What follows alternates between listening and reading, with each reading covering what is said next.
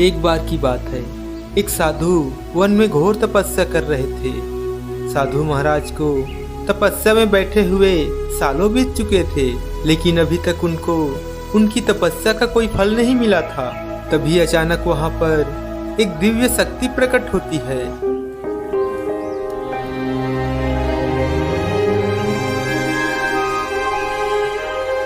उठो वत्स, मैं तुम्हारी तपस्या से अति प्रसन्न हूँ। तभी साधु अपना नेत्र खोलते हैं। प्रणाम प्रभु।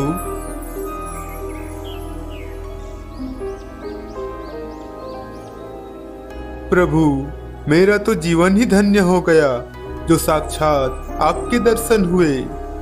वत्स, मैं तुम्हारी तपस्या से अति प्रसन्न हूँ। मांगो, क्या वर मांगना चाहते हो?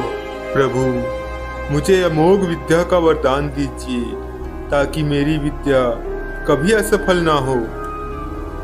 तथास्तु।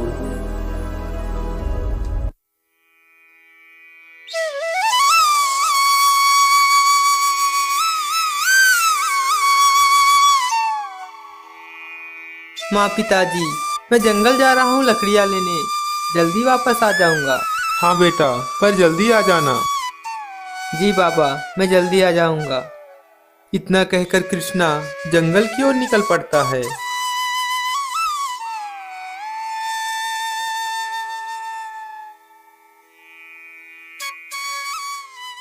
अजी, मुझे तो कृष्णा की चिंता सता रही है। आपको याद है ना, साधु महाराज ने क्या कहा था? हाँ कृष्णा की माँ, मुझे अच्छी तरह से याद है। साधु बाबा ने कहा था कि हमारे बेटे कृष्णा के भाग्य में अकाल मृत्यु का योग है। अब हम इसमें कर भी क्या सकते हैं? अजी, ये आप कैसी बात कर रहे हैं? एक ही तो बेटा है हमारा। अगर उसे कुछ हो गया तो हम नहीं जी पाएंगे। अजी, क्यों न हम किसी सिद्ध पुरुष के पास जाकर उनसे कोई उपाय पूछें। कहते हैं इस संसार में हर चीज का कोई न कोई निवारण जरूर होता है। हाँ कृष्णा की माँ, तुम ठीक कह रही हो।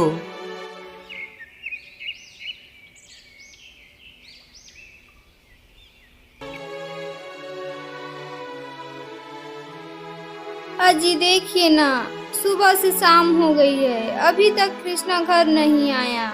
मुझे तो बड़ी चिंता हो रही है। हाँ कृष्णा की माँ, चिंता तो मुझे भी हो रही है।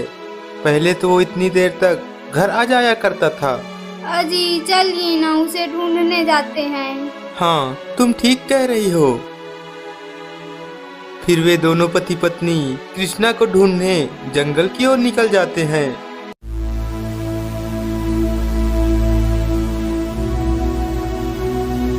अजी, हमारा बेटा कहीं दिखाई क्यों नहीं दे रहा है? चिंता मत करो कृष्णा की माँ, यहीं कहीं होगा हमारा बेटा। चलो थोड़ा आगे चलकर देखते हैं। काफी ढूंढने पर भी उन्हें कृष्णा दिखाई नहीं देता है। तभी कुछ दूर चलने पर उन्हें कृष्णा जमीन पर लेटा हुआ दिखाई देता है।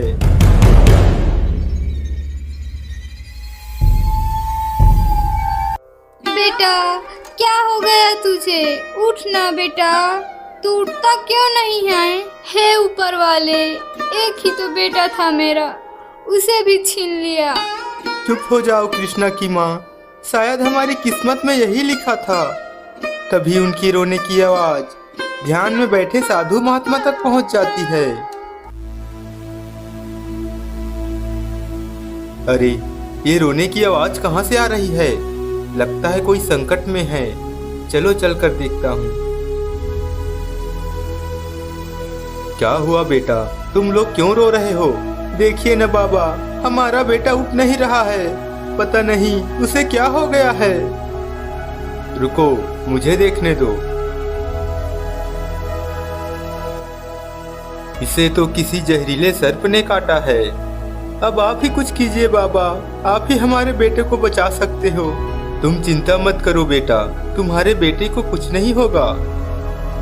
फिर साधु बाबा अपनी दिव्य शक्ति से उस सर्प को वहां वापस बुलाते हैं।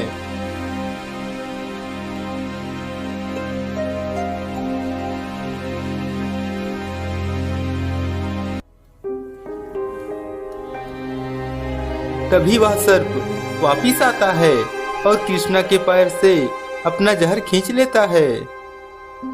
फिर कृष्णा को होश आ जाता है। तभी वह सर्प एक लड़की का रूप धारण कर लेती है। तुम कौन हो और इस बालक को तुमने क्यों डसा था? मैं एक इच्छाधारी नागिन हूँ और मैंने इस लड़के को पिछले जन्म का बदला लेने के लिए डसा था। पिछले जन्म में मैं एक हिरन थी और यह बालक एक शिकारी था।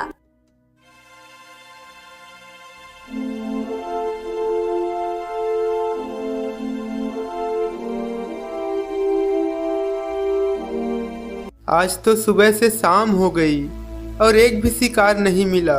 ऐसे में तो मेरी बीवी और बच्चे भूखे मर जाएंगे। हे भगवान, अब मैं क्या करूं? तभी वह देखता है कि उसके सामने दो हिरण विचरण कर रहे हैं।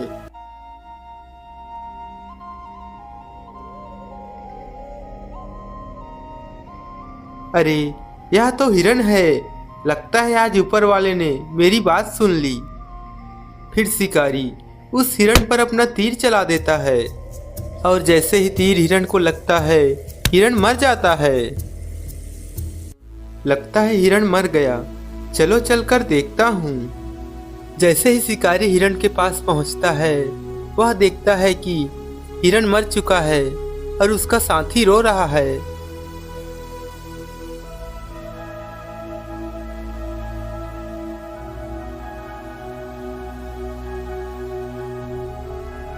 इसी वजह से दोस्तों, आपको हमारी स्टोरी कैसी लगी? हमें कमेंट करके जरूर बताइए। इस स्टोरी को लाइक और शेयर करें और हाँ, हमारे चैनल को सब्सक्राइब करना ना भूलें। Thank you.